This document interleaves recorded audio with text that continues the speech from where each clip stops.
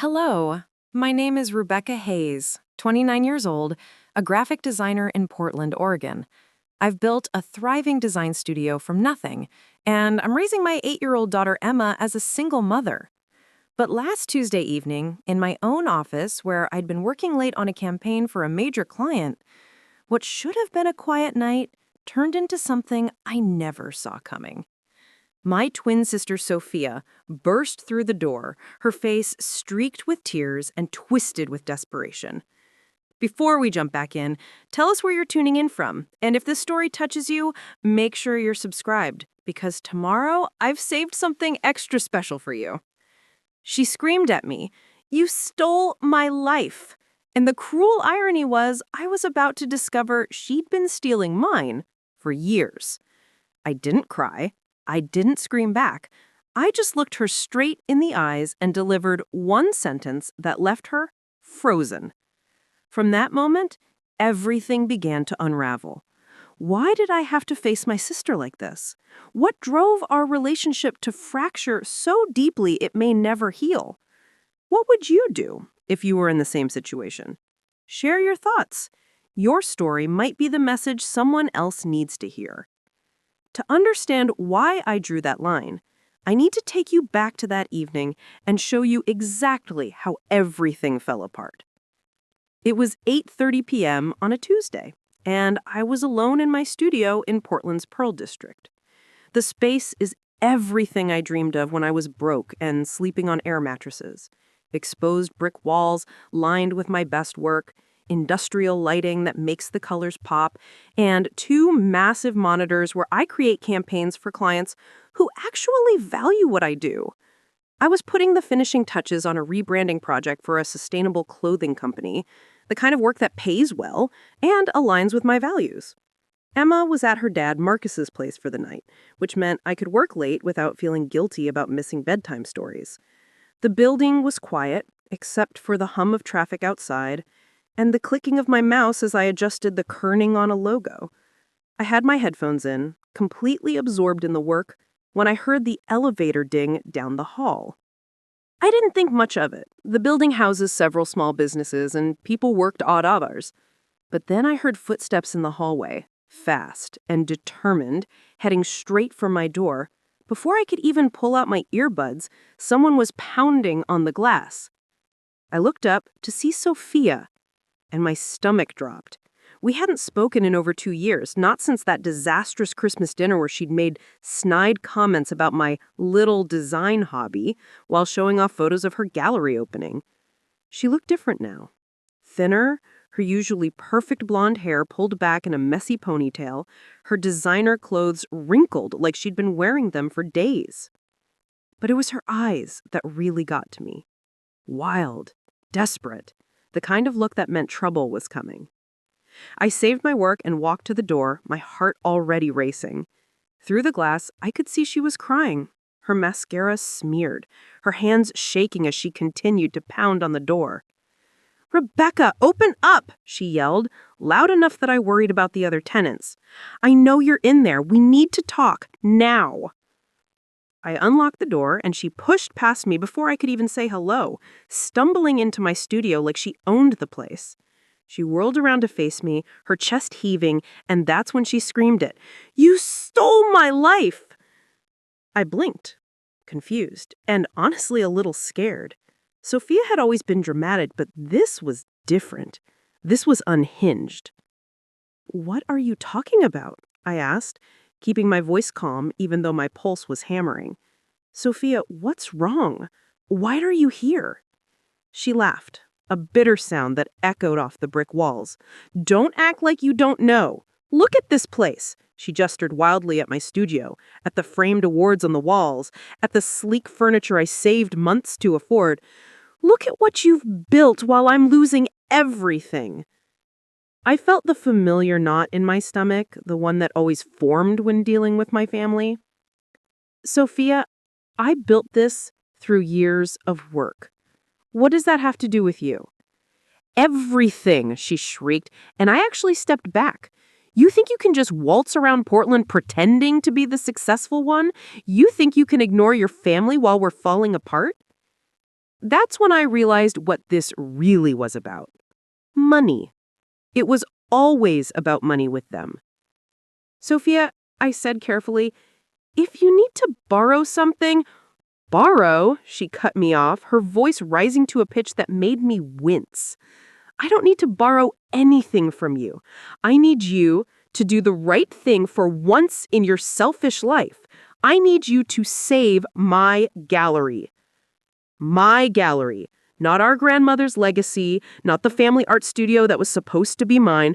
Her gallery, the one she built with my inheritance.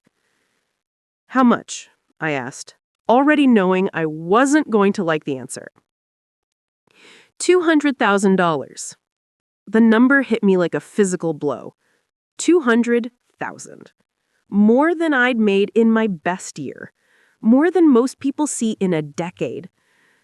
Sophia, I started, but she was already talking, the words pouring out like a dam had burst. The space is perfect, Rebecca, right in the heart of the arts district. I've got connections with artists from Seattle to San Francisco. The problem is cash flow. Some of my biggest investors pulled out last month, and now the landlord is threatening eviction. If I can just get through the next 6 months, I know I can turn it around. I stared at her, trying to process not just the amount, but the audacity. She'd taken everything from me 9 years ago, and now she wanted more. I don't have that kind of money just sitting around, I said, which was true. My business was successful, but I lived carefully. I had Emma's college fund, my emergency savings, the mortgage on our house. I wasn't rich. I was stable. Don't lie to me, she snapped, her voice rising to a pitch that made me wince. I've seen your client list. That sustainable fashion campaign you did last year, I know what they pay. You're pulling in at least $350 a year, probably more. The fact that she knew about my work, had been researching my income, made my skin crawl. But before I could ask how she knew, she kept going. Besides, it's not like I'm asking for charity. This is family, Rebecca. This is Grand Maggie's legacy. The gallery is what she would have wanted. You know that. And there it was, the manipulation that had worked so well on our grandmother, wrapped up in guilt and family obligation. Grand Maggie promised that studio to me, I said quietly. She wanted me to have it because she knew I was the artist. You convinced her otherwise. Sophia's face twisted with rage. I was protecting her investment. You were 20 years old, Rebecca. You had no business sense, no connections, no idea how to run anything. I saved that studio from becoming another failed art space. You mean you saved it from being mine? I made it successful, she screamed, her voice cracking. I turned it into something that mattered, something that brought real artists to Portland. And you've been jealous ever since. I felt something cold settle in my chest. Jealous. After everything I'd built, everything I'd accomplished on my own, she still saw me as the jealous little sister. I'm not jealous. I'm successful. There's a difference. Successful? She laughed again, that same bitter sound. You make pretty pictures for companies that sell overpriced t-shirts. I showcase real art. I change lives. I'm the one carrying on Grandma Maggie's real legacy. That's when I knew this conversation was over. Not because of the insult to my work, I'd heard that before from my family, but because she genuinely believed her own story. She'd convinced herself that she deserved everything she'd taken. I'm not giving you $200,000, I said simply. Her face went white, then red. You selfish bitch. You'd rather see me fail than lift a finger to help. I'd rather see you take responsibility for your own choices. Responsibility? She was screaming again. You want to talk about responsibility? You abandoned this family when we needed you most. You ran away instead of fighting for what you believed in. And now you sit in your perfect little studio, making your perfect little designs for your perfect little life, while the rest of us deal with real problems. I felt the familiar shame trying to creep in, the voice that had whispered in my head that maybe I should have stayed and fought. But I was 20 years old when they betrayed me. I was barely an adult, facing down my entire family united against me. I left because staying would have destroyed me, just like it's destroying you now. Nothing is destroying me, she shrieked, but I could see the panic in her eyes. I just need time to turn things around. 6 months, Rebecca, that's all I need. You could save everything, and instead, you're going to watch me lose it all because you're still mad about something that happened a decade ago. 9 years ago, and yes, I'm still mad. You stole my inheritance, Sophia. You stole my grandmother's promise. You stole my future. I saved it. I made it into something real instead of letting you waste it on some fantasy about being an artist. Fantasy? I gestured at the walls around us, at the awards, at the evidence of everything I'd built. Does this look like a fantasy to you? She followed my gesture, and for a moment I saw something flicker across her face. Not just anger, but something that looked almost like recognition, like she was seeing my success for the first time. Really seeing it. But then her expression hardened again. This isn't art, Rebecca. This is commerce. I'm the artist in this family. I'm the one with vision, with connections, with the ability to recognize real talent. You're just good at making things look pretty. And that's when I said it. The sentence that left her frozen, that started the unraveling of everything. If you're such a great artist, Sophia, why don't you show me some of your work? The silence that followed was deafening. She stared at me, her mouth slightly open, and I saw something I'd never seen in my twin sister's face before. Fear. What do you mean? She asked, but her voice was different now, smaller. I mean, show me your art, your actual work. Not the pieces in your gallery that other people made, your work. She opened her mouth, then closed it. Opened it again. I'm a curator, Rebecca. I have an eye for talent. That's my gift. That's not what you've been telling everyone. That's not what you told our family when you convinced them to give me my inheritance. You said you were going to honor Grandma Maggie's artistic legacy. So show me how.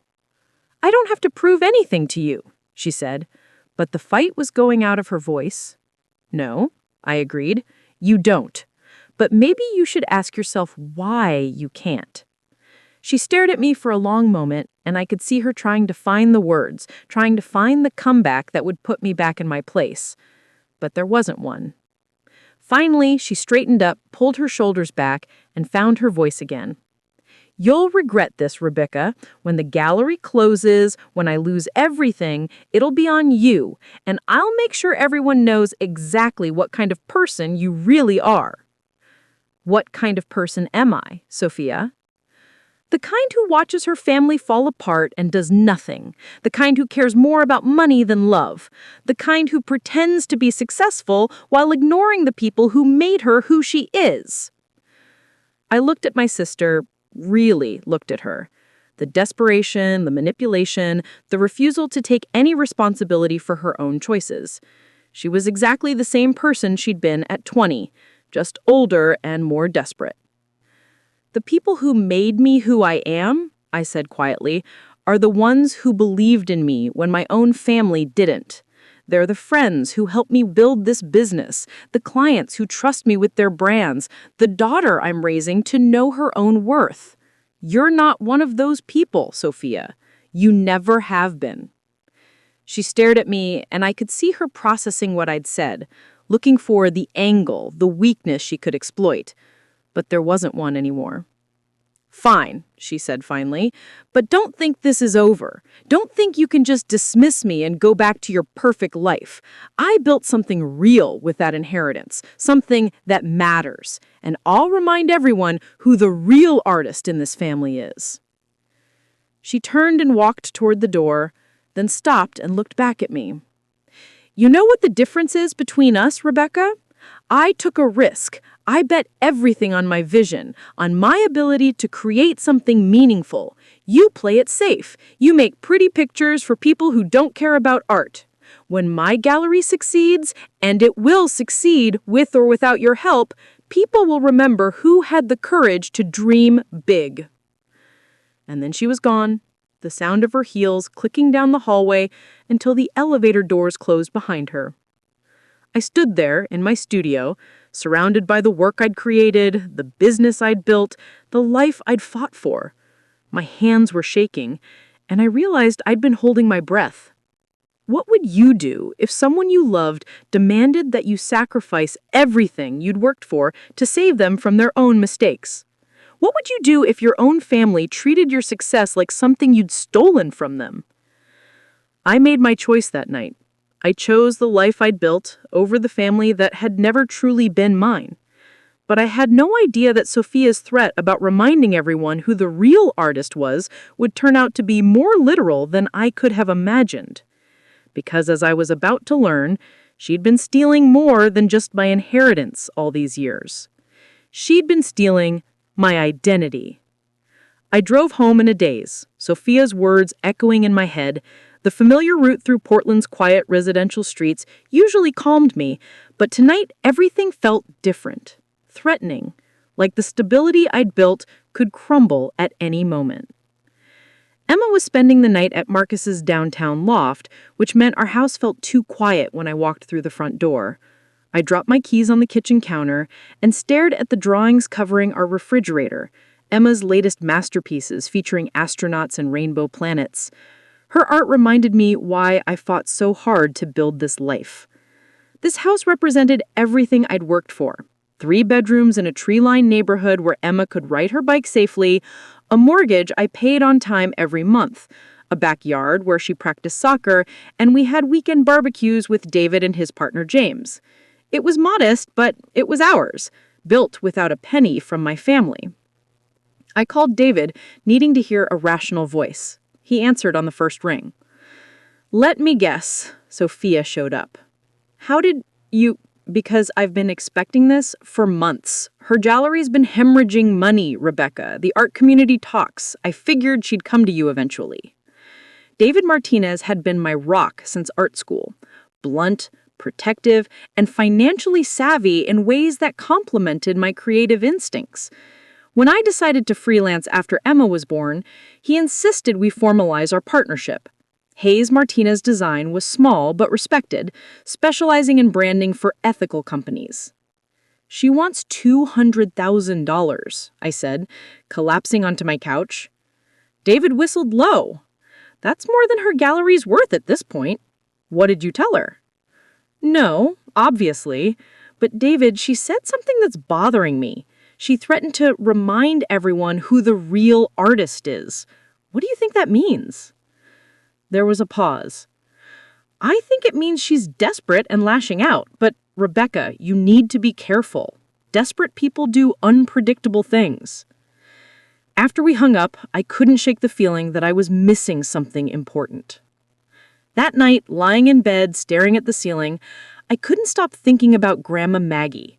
Sophia's visit had ripped open wounds I thought had healed, dragging me back to the most painful period of my life. I was 20 years old when everything fell apart. Sophia and I were different even then. She was the charismatic twin who worked every room, while I was the quiet one who preferred sketchbooks to parties. But we were close, or I thought we were. We shared everything: clothes, friends, dreams about our artistic futures. When Grandma Ginny got sick, she called me to her bedside one autumn afternoon. The old woman who had taught me to mix colors and see light looked frail but determined. "Grandma Ginny, Rebecca, dear, I want you to have the studio. You're the artist in this family. You see things the way I do." The studio was everything to me. Grandma had built it from nothing in the 1960s, turning it into Portland's first cooperative art space. She'd hosted famous painters, launched unknown talents, created a community that shaped the city's artistic identity. The idea that it Told him about my family situation, he didn't offer empty sympathy. Instead, he helped me channel my anger into ambition. "Success is the best revenge," he said. "Let's build something they can't ignore." I also met Marcus in my junior year. He was studying architecture, steady and kind in a way that felt foreign after my chaotic family. We married young, maybe too young, but he gave me stability when I desperately needed it. When I got pregnant with Emma during my senior year, Marcus never questioned my decision to freelance so I could be present for her. Meanwhile, Sophia transformed Grandma's cooperative studio into Hayes Gallery, a trendy space in Portland's Pearl District. Her opening made the local arts magazines. She was photographed with rising artists, quoted about her vision for Portland's creative future. From the outside, it looked like she'd proven everyone right about her business acumen. But I was building something too, just more quietly. 3 days after Sophia's visit, I couldn't concentrate on work. Her threat kept echoing in my head, and finally, I decided to do what I should have done years ago: investigate what she'd actually been doing with my inheritance. What I found made my blood run cold. Hayes Gallery was hemorrhaging money. Portland's art scene was small enough that a few phone calls to industry contacts painted a clear picture. Sophia had made catastrophic decisions: overpriced rent in the Pearl District, expensive opening parties that generated buzz but no sales, and a roster of artists who looked good on Instagram but couldn't move work. But the financial troubles weren't what stopped me cold. It was the artwork itself. I spent hours scrolling through the gallery's website, studying the pieces Sophia had featured over the past 2 years. Most were legitimate, works by local artists she commissioned or bought. But scattered throughout were pieces that made my skin crawl with recognition. A logo design that looked eerily similar to one I'd created in college. A digital illustration that used a color palette I'd developed for a freelance project. A typography treatment that matched work from my early portfolio almost exactly. At first, I told myself I was being paranoid. Artists influenced each other all the time. Maybe these were coincidences, or maybe I was letting my anger cloud my judgment. Then my mother called. "Rebecca, honey." Linda's voice was treacly sweet, the tone she used when she wanted something. "I hope you've been thinking about what Sophia said. She's been working so hard, and she's just hit a rough patch." "A rough patch?" I kept my voice neutral. "Well, you know how the art world can be. So unpredictable. She's had some investors pull out, and the rent in that area is just astronomical. But she's got such vision, Rebecca. She's showcasing artists who would never get attention otherwise. She's building something important." Important? Using my inheritance. "Mom, has Sophia ever shown you her own artwork?" There was a pause. "Her own artwork? Rebecca, she's a curator. She has an eye for talent. That's her gift. But has she ever painted anything, drawn anything, created anything herself?" "Well, She's always been more business-minded, you know that. But she understands art. She went to those gallery openings with your grandmother, learned from the best. She learned how to spend money she didn't earn." "Rebecca Marie Hayes," my mother's voice turned sharp. "That is your sister you're talking about. She needs family support right now, not jealousy and bitterness." Jealousy. There was that word again. "I'm not jealous, Mom. I'm successful. There's a difference." "Successful?" Linda laughed, but it sounded forced. "You make advertisements, dear. Sophia is preserving your grandmother's legacy, showcasing real art. She's the one carrying on what matters." I hung up without another word. But my mother's call had crystallized something for me. I needed to know exactly what Sophia had been doing with my grandmother's legacy. And David's warning about protecting my intellectual property suddenly seemed less paranoid and more prescient. That evening, I called my lawyer. Sarah Williams specialized in intellectual property law, and she'd helped me navigate a few client disputes over the years. She was sharp, no nonsense, and protective of small business owners like me. When I explained my situation, she listened without judgment. "I need you to document everything," Sarah said. "Screenshot every piece on their website that looks familiar. Find your original work files. If your sister is using your work without permission, that's theft. But I didn't need to document anything because the proof walked right into my studio 2 days later. Tyler Kim was maybe 25, eager and nervous in the way that screamed recent college graduate. He introduced himself as Sophia's business partner and investor, apologizing for the unannounced visit. I know this might seem weird, but I'm trying to understand what went wrong with our gallery. Sophia's been difficult to reach since some of our investors pulled out. What do you mean difficult to reach? She's not returning calls, not answering emails. Yesterday, I went to the gallery and it was closed during business hours. I'm starting to think she's avoiding me. Tyler seemed genuinely confused and worried. As he talked, it became clear he'd invested his trust fund in what he believed was a sure thing, a gallery run by someone with connections and vision. She showed me the most incredible portfolio when we first met. Such unique work. The way she talked about her artistic journey, her grandmother's influence, I knew I wanted to be part of what she was building. Something cold settled in my stomach. Her portfolio? Oh yes, she has such range. Digital work, traditional illustrations, logo designs. She said she'd been creating since college, but had focused on curation instead of showing her own work. That's actually what convinced me to invest. The idea of helping an artist transition into showcasing her own talent. My hands went numb. Tyler, do you have photos of this portfolio? He brightened, pulling out his phone. Actually, yes. I took pictures during our first meeting because I was so impressed. Would you like to see? He handed me his phone, and I scrolled through image after image of my own work. My college projects, my early freelance pieces, designs I created during late nights in that basement apartment, fueled by instant ramen and determination. Sophia hadn't just stolen my inheritance. She'd stolen my identity. This logo here, Tyler said, pointing to a design I'd created for a local coffee shop in 2018. She told me she'd done it for a client who couldn't pay, but she'd learned so much about small business branding. And this illustration series? She said it was inspired by her grandmother's stories about immigrant experiences. I stared at the screen, at work that represented years of my life, my growth as an artist, my struggle to build a career from nothing. Sophia had presented it all as her own, used it to secure investment, built her reputation on my talent. Tyler, I said carefully, I need to show you something.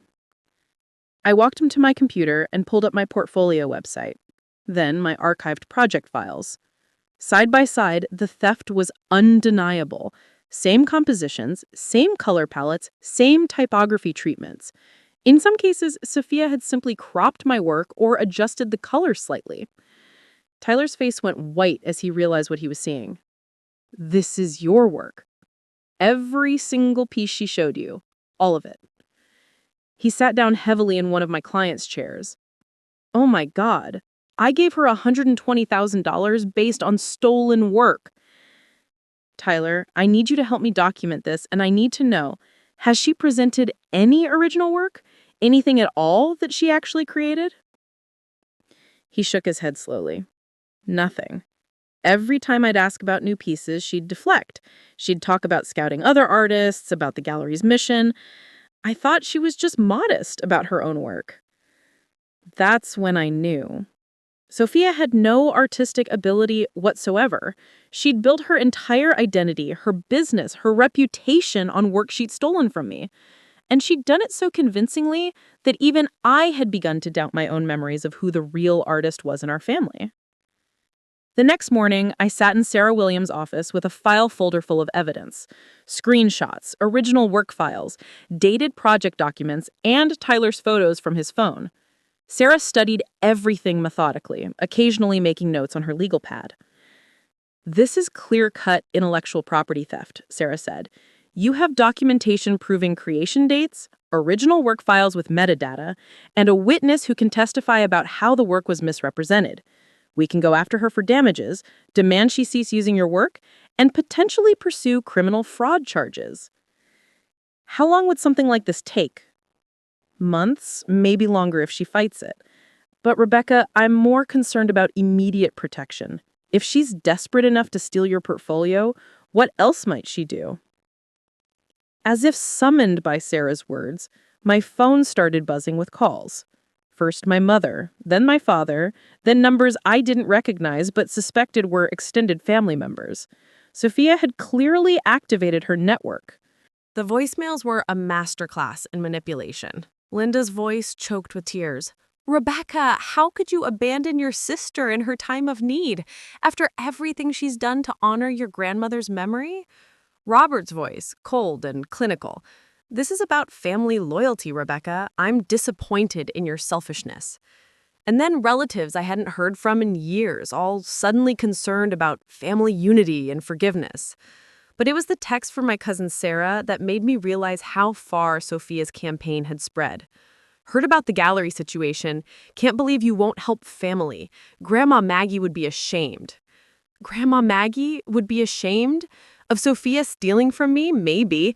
But my family had twisted the narrative so completely that I was the villain for not enabling theft. That evening, Marcus called. Emma was at his place, and he'd clearly heard something. Emma asked me why you seemed upset lately. She's picking up on the stress. Do you want to talk about what's happening? I found myself crying as I explained the situation. Marcus listened without interrupting, the way he always had. Even after our divorce, he remained steady, reliable, everything my birth family had never been. What can I do, he asked when I finished. Just keep Emma out of it. She doesn't need to know about any of this. Of course, but Rebecca, you know this isn't your fault, right? What your sister did, what your family is doing now, none of that's on you. It struck me how different his support felt from my family's demands. Marcus asked what I needed. My family told me what they expected. Rather than immediately going public with the evidence, I decided to give Sophia one chance to come clean. Maybe I was being naive, but part of me still remembered the sister I'd once loved, before jealousy and entitlement had poisoned everything between us. I called her and suggested we meet for dinner at our parents' house. I've been thinking about what you said, I lied. Maybe we should talk about the gallery situation. I could hear the relief in her voice. She probably thought the family pressure campaign had worked, that I was finally ready to be the compliant little sister again. The dinner was set for Friday night. I spent the week preparing, documenting everything with Sarah's help and setting up a digital recorder on my phone. If Sophia was going to confess to using my work, I wanted it on record. Walking into my childhood home felt surreal. The same beige walls, the same family photos on the mantle, including several of Sophia at gallery events, but none of me at my business milestones. The message was clear about which daughter's success mattered. Sophia was already there, looking more put together than she had in my office. She'd clearly taken time with her appearance, probably sensing that this dinner would determine her gallery's fate. "Hello, Rebecca!" She hugged me, and I had to resist the urge to pull away. "I'm so glad you changed your mind. I knew family loyalty would win out." Family loyalty. The phrase made my skin crawl. Over dinner, Sophia painted a picture of temporary setbacks and imminent breakthroughs. The investors who'd pulled out were just nervous about the economy. The cash flow problems were seasonal. All she needed was a bridge loan to get through the next 6 months. "I've got 3 major exhibitions planned," she said, her eyes bright with familiar excitement. Artists with real vision, pieces that will transform how Portland sees contemporary art. This gallery isn't just my business, Rebecca. It's Grandma Maggie's legacy. It's our family's contribution to the art world. Our parents nodded along, completely sold on her story. They'd always been susceptible to Sophia's charm, but watching them believe her obvious lies was painful. "Tell me about these artists," I said carefully. "What kind of work are they doing?" "Oh, such innovative stuff. Mixed media, digital art, things that push boundaries. One artist in particular does these incredible logo-based pieces, taking commercial design and elevating it to fine art. Very cutting edge." I almost choked on my wine. She was describing my work, twisting it into something that sounded avant-garde and meaningful. That sounds fascinating. Have you ever created anything like that yourself? Something flickered across her face. Too quick for our parents to catch, but I saw it. Fear. "Well, I've dabbled," she said, "but my real talent is recognizing vision in others. That's why the gallery has been so successful. Successful enough to need $200,000. The mood at the table shifted. Our father frowned at me. Her mother's smile became strained. Business has ups and downs, she said defensively. But yes, successful. I have launched careers, Rebecca. I've given artists their first real exposure. That matters more than quarterly profits. Whose careers have you launched with your own creative work? What do you mean? I mean, when you're seeking investors or promoting the gallery, do you show them your own creative work? Your paintings, your designs, your original pieces? She stared at me across the table, and I could see her trying to figure out where this was leading. Sometimes, she said carefully, when it's relevant. Like when you showed Tyler Kim your portfolio? The silence that followed was deafening. Her face went white, then red. Our parents looked confused, sensing tension they didn't understand. I don't know what you're talking about, she said, but her voice was shaking. Really? Because Tyler was very impressed with your range. He particularly liked your logo work and digital illustrations. He said you told him it was inspired by our grandmother's immigrant stories. Rebecca, what is this? Our mother asked. I pulled out my phone and showed them Tyler's photos next to my portfolio website. The evidence was undeniable. This is about Sophia building her entire business on work she stole from me. The Morrison account signed, he said, settling into his chair. 3-year branding contract, full creative control. Morrison Industries was a sustainable packaging company, exactly the kind of client we wanted to work with. The contract would let us hire those 3 new designers and maybe even expand into the space next door. Remember when we used to dream about landing clients like this? I asked. I remember when you used to eat nothing but ramen and coffee, David replied. Look at you now, successful business owner, respected in the community, raising an amazing kid. You did all of this without owing anyone anything. That was the key difference, I realized. Everything I'd built was genuinely mine. My reputation was earned, not inherited or stolen. My relationships were based on mutual respect, not family obligation or guilt. My success felt solid because it rested on actual achievement. My phone buzzed with a text from Sarah Williams. Appeals court rejected Sophia's motion. The judgment stands. It's finally over. Over. After 9 years of carrying the weight of my family's betrayal, the legal chapter was closed. Sophia would never be able to use my work again, never be able to claim credit for my creativity. But the personal chapter had been closed much longer. The night I walked out of that family dinner, I'd stopped being the sister who hoped for reconciliation. I'd stopped waiting for apologies that would never come. I'd accepted that some relationships are toxic beyond repair. Everything okay? David asked, noticing my expression. Everything's perfect, I said, and meant it. That afternoon, Emma and I walked through the Portland Art Museum. It was something we did monthly, our own tradition of looking at work by artists who'd poured their souls into their creations. Emma always had questions about technique, about what inspired certain pieces, about how artists found their unique voices. Mom, she said, standing in front of a Georgia O'Keeffe painting, did anyone ever try to steal her art? Probably not the way it happened to me, I said. But artists have always had to protect their work from people who want to profit from someone else's talent. That's not fair. No, it's not. But that's why we have to be strong and stand up for what's ours. She nodded seriously, then brightened. Can we get ice cream? We sat outside the museum, Emma chattering about her upcoming art class projects while I watched people walk by. Portland's creative energy was everywhere. Street musicians, food cart artists, people sketching in notebooks. This was the community I'd chosen, built on authentic creativity and mutual support. My phone rang, and I glanced at the screen. Linda Hayes, my mother, calling for the 3rd time this month. I let it go to voicemail, as I had with all her calls since the legal proceedings ended. She'd left increasingly desperate messages about family healing and forgiveness, about how Sophia was struggling and needed support. But I was done being my family's emotional caretaker. Who was that? Emma asked, noticing my expression. No one important, I said, and realized it was true.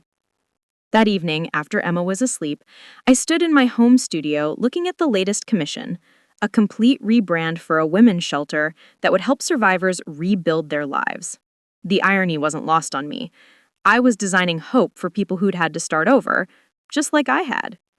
There was a new sketch on my easel, something I'd been working on in my spare time. Not for a client, not for profit, but just because I wanted to create it. It was a series about resilience, about building something beautiful from broken pieces. Maybe I'd never show it to anyone. Maybe I'd frame it and hang it in Emma's room. The point wasn't what happened to it afterward. The point was that it came from me, from my experience, from my own creative vision. That's what Sophia had never understood. Art isn't about recognition or profit or proving you're better than someone else. It's about honest expression of your own truth. I picked up my stylus and added another layer to the digital painting. Purple mountains against a green sky, like Emma's interpretation of sunsets. Taking something real and making it your own through personal vision. In the quiet of my studio, surrounded by work I'd created and a life I'd built, I felt something I hadn't experienced in years. Complete peace. Not the fragile peace of hoping things would get better, but the solid peace of knowing I was exactly where I belonged. The next morning brought news that Sophia's latest attempt to open a gallery in Los Angeles had failed. Former investors had done their research and found the Portland story. Her reputation followed her everywhere, a permanent reminder that authenticity matters in the art world. I felt no satisfaction in her failure, no vindictive joy. She was simply irrelevant to my life now. A cautionary tale about what happens when you build your identity on borrowed talent. Emma was already at her easel when I came downstairs, working on a new piece, completely original, completely hers. She looked up and smiled, paint streaked across her cheek. "I'm making this one for you, Mom. It's about being brave." I hugged her, this fierce little person who'd never known a world where she had to prove her worth to family members who didn't value her. She would grow up confident in her own abilities, surrounded by people who celebrated her authentic self. That's the real victory, I realized. Not the legal judgment, or the business success, or even the community recognition. The real victory is breaking the cycle, showing your child what healthy relationships look like, teaching them that love doesn't come with conditions or demands for sacrifice. Emma would never have to choose between family loyalty and self-respect because I'd shown her they weren't mutually exclusive. Real family supports your authentic self. Real family celebrates your success instead of exploiting it. "Tell me about your painting," I said, settling beside her. "It's about a girl who has to fight a dragon," she explained, pointing to bold strokes of red and gold. "But she doesn't fight with swords. She fights with her own magic, the kind that comes from inside." Her own magic, the kind that comes from inside. That's what I'd fought for, ultimately. Not just my designs or my business or my reputation.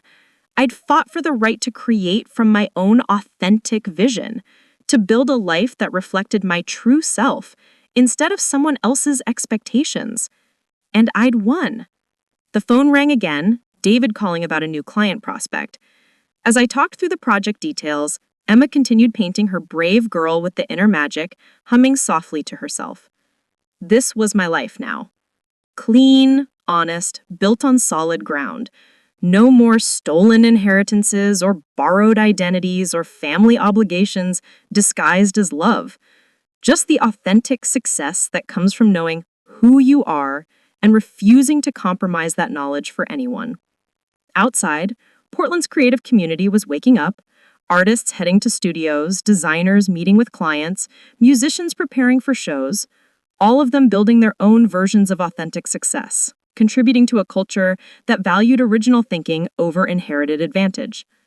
I was part of that community now, not as the quiet twin who had been overlooked, but as Rebecca Hayes, artist and entrepreneur, mother and mentor, the woman who stood up for creative integrity and won. The woman who proved that sometimes the best family is the one you choose for yourself. Emma finished her painting and held it up proudly, The brave girl faced her dragon with confidence, surrounded by swirls of color that seemed to dance with inner light. "It's perfect," I told her, and meant it. She beamed and started cleaning her brushes, already planning her next creation. Original work, authentic vision, magic that came from inside. That's the legacy I'm leaving her. Not money or property or family connections, but something more valuable. The knowledge that her own creativity matters, that authentic success is possible, and that she never has to sacrifice her true self for anyone's approval. That's what real family looks like. That's what authentic success means. And that's how you build a life worth living. One honest choice at a time, one original creation at a moment, one boundary at a time. The rest is just noise. I'm doing a series about identity, she explained one evening, showing me her preliminary sketches. How people become themselves, how they figure out what makes them unique. The concepts were sophisticated for a 12-year-old, exploring themes of self-discovery and authenticity through mixed media portraits. Each piece showed a figure emerging from abstract backgrounds, finding clarity and definition. "What inspired this theme?" I asked. "You," she said, without hesitation. "The way you became yourself after Aunt Sophia tried to steal your identity. The way you built something real after everything fake was taken away." I stared at the sketches, seeing my own journey reflected through my daughter's artistic vision. She'd understood something I'd barely articulated to myself, that losing the stolen inheritance had forced me to discover who I really was, separate from family expectations and inherited advantages. "These are beautiful, Emma, and they're completely yours." She beamed, already reaching for her supplies to start the first finished piece. 2 weeks later, David burst into my office with news that made my stomach drop. "Sophia's back in Portland," he said without preamble. I set down my stylus, trying to process this information. "What do you mean back?" "Tyler Kim called me. He saw her at a coffee shop downtown. She approached him, tried to start a conversation about moving forward and healing old wounds. He got uncomfortable and left, but he thought you should know." 3 years of peace, shattered by 8 words. Sophia was back, which meant chaos was coming. Did Tyler say anything else? Just that she looked different. Older, maybe. More desperate. She mentioned something about a new project, wanting to make amends. I closed my laptop and leaned back in my chair. Making amends usually means wanting something. That's what I figured. "Rebecca, you don't owe her anything. You know that, right?" I nodded, but my mind was already racing. Why now? What had brought Sophia back to Portland after 3 years of exile? And more importantly, how could I protect Emma from whatever storm was about to hit? That evening, I sat Emma down for a conversation I'd hoped never to have. "Sweetheart, I need to tell you something. Your Aunt Sophia is back in Portland." Emma looked up from her sketchbook, her expression serious. "The one who stole your work?" "Yes. I don't know what she wants, and I don't know if she'll try to contact us, but I want you to know that if she does, you don't have to talk to her. You don't owe her anything. Will she try to hurt you again?" The question broke my heart. Emma understood enough about toxic family dynamics to worry about my safety, emotional if not physical. "I don't think she can hurt me anymore," I said, hoping it was true. "But if she tries to contact you at school or anywhere else, I want you to tell a trusted adult immediately and then call me. Okay?" Emma nodded solemnly. "Mom, are you scared?" I considered lying, telling her everything was fine, but honesty had been the foundation of our relationship from the beginning. "A little," I admitted, "but not the way I used to be. 3 years ago, I was scared of what Sophia might take from me. Now, I know that everything important in my life is protected. My business, my reputation, my relationship with you, none of that can be stolen or manipulated away. Because it's really yours. Because it's really mine." The call came 2 days later. An unknown number, but I recognized Sophia's voice immediately when I answered. "Rebecca?" Her voice was different, softer, less commanding than I remembered. "I was hoping we could talk." "About what?" About family, about healing, about the mistakes I've made. I walked to my office window, looking out at the Portland skyline. The city I'd chosen, the community I'd built from nothing, the life I'd created from nothing. Sophia, I don't think there's anything to talk about. We settled our legal issues 3 years ago. I've moved on. But I haven't. Her voice cracked slightly. Rebecca, I need you to understand what really happened. It wasn't malicious. I was trying to help the family, to honor Grandma Maggie's legacy. I made mistakes, but my intentions...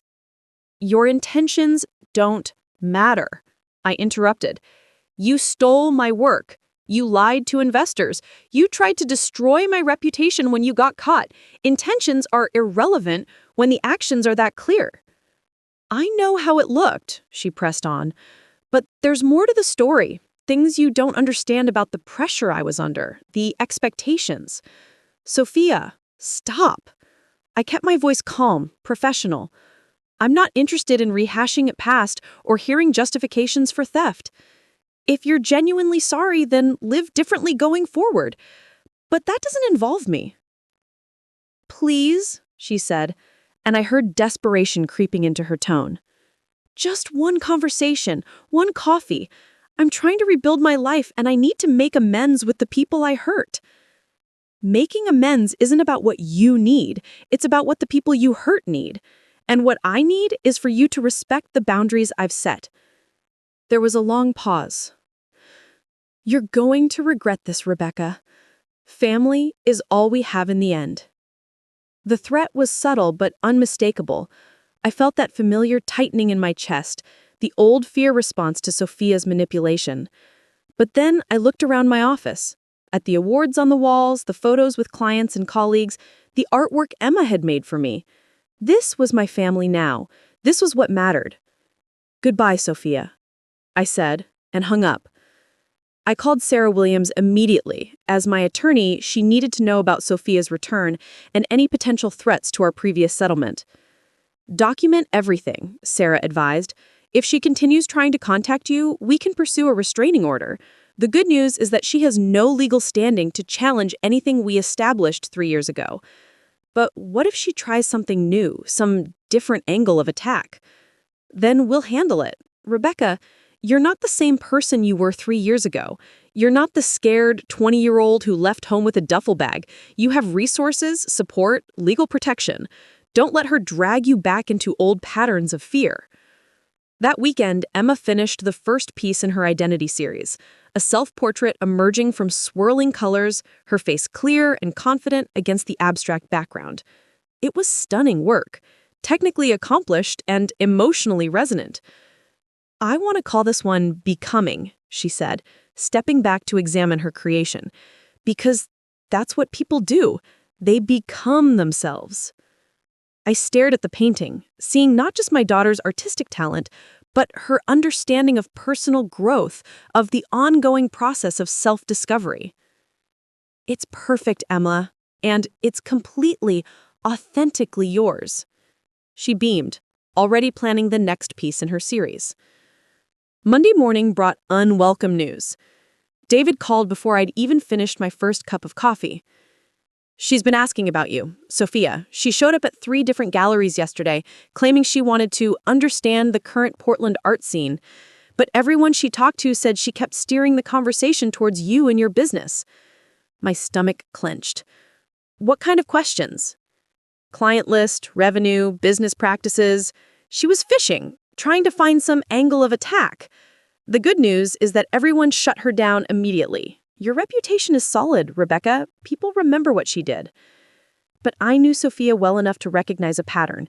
She was gathering intelligence, looking for weaknesses, planning something. The question was what? The answer came that afternoon in the form of an email to my business account. Subject line, collaboration opportunity. Dear Rebecca, I hope this message finds you well. I'm reaching out to propose a collaboration that could benefit Bellbout businesses. I'm launching a new venture focused on ethical artistic practices and authentic creative expression, themes I know are important to you, given our past misunderstandings. Misunderstandings, She was reframing years of theft and manipulation as misunderstandings. The email continued, I believe there's an opportunity for us to work together, combining my curatorial experience with your design expertise. This could be a powerful way to model family reconciliation while building something meaningful for Portland's creative community. The audacity was breathtaking. She wanted to use our conflict as a marketing angle to profit from the very scandals she created. I forwarded the email to Sarah and David without responding. Within an hour, both had called with the same advice. Ignore it completely. Don't engage, Sarah said firmly.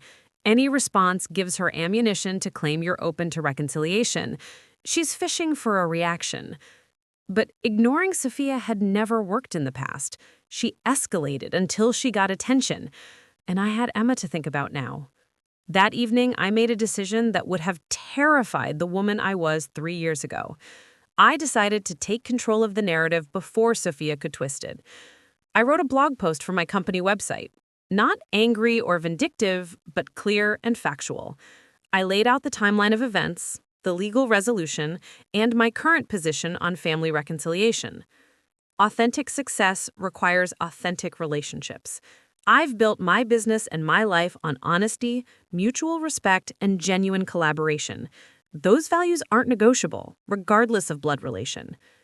The response was immediate and overwhelming. Clients, colleagues, and fellow artists shared their support. The Portland creative community rallied around the principles of authenticity and integrity that my story represented. More importantly, the post served its purpose. It established clear public boundaries, making it impossible for Sophia to claim I was interested in reconciliation or collaboration. 2 days later, Tyler Kim called with an update. She approached me again, at my office this time. She wanted to know if I'd be interested in investing in her new ethical gallery concept. When I said no, she started asking about you, whether you'd mentioned her, whether you seemed open to family healing. What did you tell her? That you'd moved on and built an incredible life without her, that the art community respected you for your integrity and authenticity, that she should do the same, move on and build something genuine instead of trying to profit from past drama. How did she react? She got angry, started talking about family loyalty, about how you'd always been jealous and vindictive, same manipulation tactics as before, but more desperate. That evening, I found Emma at her easel, working on the second piece in her series. This one showed multiple figures, each finding their unique path through amazed possibilities. This one's about choice, how people decide who they want to become. I watched her work, marveling at how she'd internalized lessons about authenticity and self-determination without the painful experiences that had taught them to me. Emma, if someone ever tries to make you feel guilty for your success, what would you do? She paused, brush in midair. I'd remember that real family celebrates your success, not tries to steal it. And if they claim they were just trying to help, I'd look at their actions, not their words. Actions show what people really mean. My daughter, 12 years old, had better boundaries than most adults I knew. The harassment continued for 2 more weeks.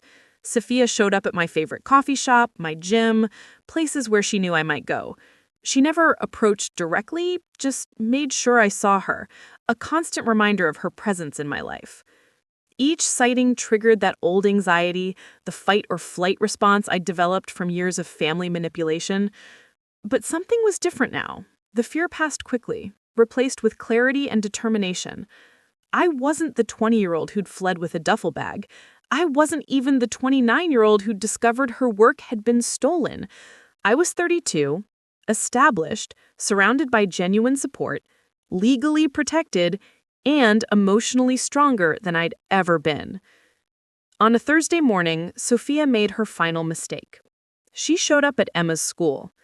I got the call from the principal at 10:30 a.m. A woman claiming to be Emma's aunt had tried to check her out of school, saying there was a family emergency. When the office asked for identification and emergency contact verification, the woman became agitated and left. I was in my car within minutes, driving to the school with my hands shaking and my heart pounding. This crossed every line. Emma was off limits, non-negotiable, absolutely protected. The principal, Mrs. Henderson, was waiting for me in her office with Emma, who looked confused but not frightened. The woman matched your description, blonde, well-dressed, claimed to be Sophia Hayes. She said you were in an accident and she needed to take Emma to the hospital. Mom, what's going on? I knelt beside her chair, taking her hands in mine. Remember how I told you that Aunt Sophia might try to contact us? She came to your school today and lied to try to take you out of class. You're safe and I'm here, but this is exactly why I wanted you to know about her. Emma nodded seriously. She's the one who steals things? Yes, sweetheart. And now she's trying to steal time with you that she has no right to. That's the gift I gave her, and gave myself. The knowledge that authentic achievement feels different from borrowed glory, that real family supports your growth instead of exploiting it, and that sometimes the most loving thing you can do is set boundaries that protect your ability to thrive. Sophia taught me what I didn't want to become. Emma shows me who I chose to be instead. And in that choice, in that daily decision to build rather than steal, to support rather than manipulate, to love without conditions, in that choice lies all the success that matters. Up next, we have 2 more incredible stories that are waiting for you. Just click the image you want to watch and it will take you there. If you enjoyed this video, make sure to subscribe. It would mean a lot.